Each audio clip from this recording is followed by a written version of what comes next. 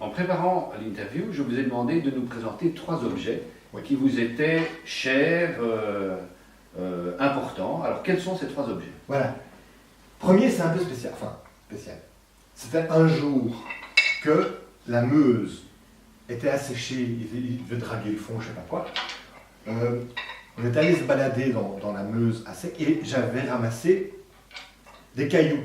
Donc ces cailloux, il y a 7 cailloux qui étaient dans le fond de la Meuse et que j'ai ramassés.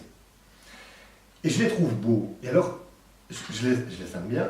Et ils me donnent l'impression d'être, je sais pas, des sculptures préhistoriques. Par exemple, on a l'impression qu'il y a quelque chose comme une déesse, une déesse mère. Là, vous voyez, un art préhistorique très, très stylisé, très embryonnaire. Donc à la fois, il y a un petit côté pointe de flèche, comme si c'était une pointe de lance, pour aller tuer un bison ou un mammouth. Et à la fois, voilà, ces 7 cailloux, pour moi, je les trouve beaux quand je les assortis. On a l'impression que ce sont des personnages, comme s'il y avait des petits personnages, comme ça, boum, boum, boum. Et en même temps, quelque chose qui est de l'ordre d'un art primitif, et en même temps, quelque chose qui est de l'ordre de la pointe de lance. Moi, j'éprouve une tendresse à l'égard de... C'est marrant, parce que quand je fais ça, hop là, il y a l'empreinte de ma main sur le truc, comme sur les grottes de Lascaux. Et j'ai vraiment une tendresse pour les temps anciens qui restituent à notre humanité quelque chose comme d'une lenteur, un peu méditative. Je suis très attaché à tout ce qui est de l'ordre de la lenteur, du silence, de la tranquillité. Je ne suis pas quelqu'un de particulièrement méditatif, mais la lenteur et le silence, pour moi, ce sont des valeurs qu'on a un peu tendance à voir s'évaporer de nos jours. Et voilà, moi je vois dans ces 7 cailloux une beauté silencieuse et lente qui m'a toujours beaucoup ému. Voilà. Ça, c'est mon premier objet. Le deuxième, c'est un cadre. Je sais pas, vous le voyez? Hein, vous voyez bien, je vous montre.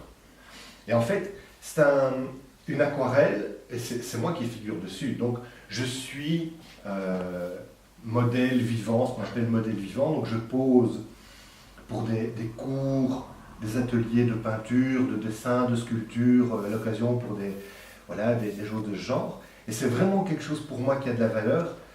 Et c'était un jour à l'Académie d'été de Libramont, à laquelle je m'étais rendu pendant une semaine entière en juillet dernier. J'avais posé pour une série de cours différents. Et il y avait une dame qui avait créé une série d'aquarelles que j'avais trouvée très belle. Et elle m'avait offert notamment celle-ci, que j'aime vraiment beaucoup, et qui a du sens, qui a de la valeur. Je me reconnais, même si on ne me reconnaît pas, le visage est à peine esquissé.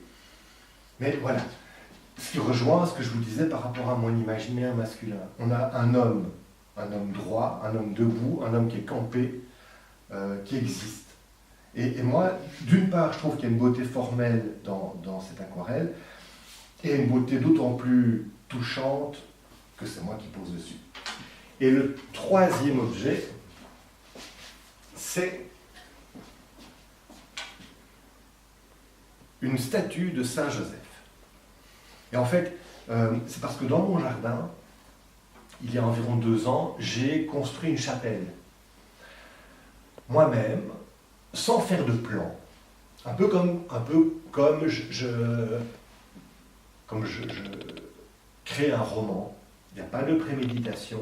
J'ai vraiment eu le sentiment que ça avait surgi.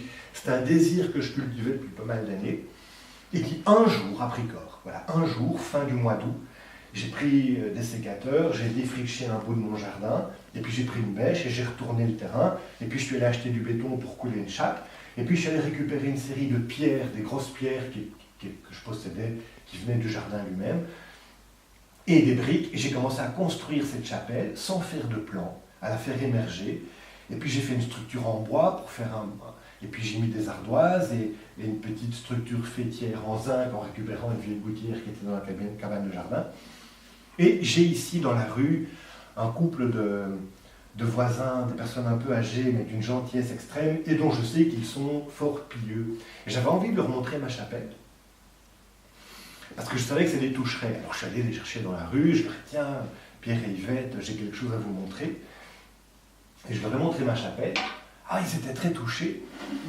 Et quand ils m'ont demandé si je comptais consacrer ma chapelle à un saint en particulier, je leur ai répondu que moi j'avais une tendresse pour Saint Joseph, qui est un saint d'une bienveillance, d'une discrétion extrême. C'est quelqu'un qui a toujours été un peu en retrait, mais qui a existé, qui était présent, avec bienveillance. Et je ne sais pas vous dire pourquoi. Je ne suis pas une grenouille de bénitier, je ne suis pas un type particulièrement bigot, je ne suis pas une espèce de chauve-souris de sacristie, mais, d'une part, voilà, je suis croyant, et c'est une partie précieuse de mon existence, et j'ai vraiment le sentiment que Saint Joseph a toujours été dans ma vie quelqu'un de proche, de protecteur. Je raconte ça à Pierre et Yvette, bien, qui retournent chez eux, et je les vois revenir un quart d'heure plus tard, et ce sont donc Pierre et Yvette qui m'ont offert cette statue en me disant, voilà Xavier, on a vraiment été émus et touchés par la chapelle que tu as construite, et donc on t'offre ceci.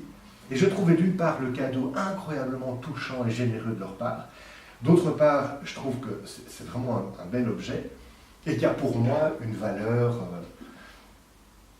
importante. Alors maintenant, on est au début du printemps, il ne fait pas remarquablement beau, donc je garde Saint-Joseph à l'intérieur, mais aussitôt que les jours s'améliorent, je vais le porter dans la chapelle qui lui est consacrée et qui lui revient. Voilà. Mes 3 objets. Parfait. Je me demande ce qu'ils ont en commun. Et je pense que ce qu'ils ont en commun, c'est quelque chose qui est de l'ordre de la solidité. Bienveillance, lenteur, silence et solidité. Quelque chose de standard. Voilà.